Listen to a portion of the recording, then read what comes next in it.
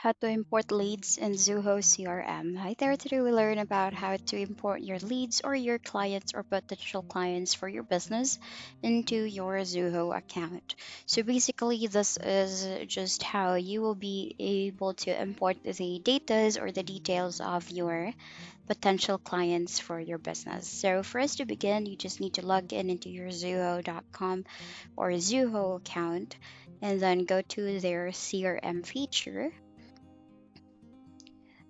Then for you to add a lead, you can just go ahead and go into the tab for leads on the upper corner of the screen. And then here you can see the existing leads on the account.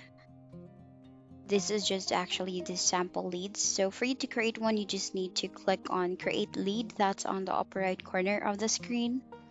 And then here you will be able to add an image of the lead. You can add the details as well of your lead. And here, for you to import one, you just need to click on the drop down button and you will be routed into this page, whether you will be able to import a lead from a file or you can import the lead from other CRM platforms. So once done, once you decide, for example, you want to upload the file, you can just click on browse on your computer's data and you can just click on import for that to be loaded into your CRM account. And that's how you do it. That's the end of the video. Thank you for watching. Bye.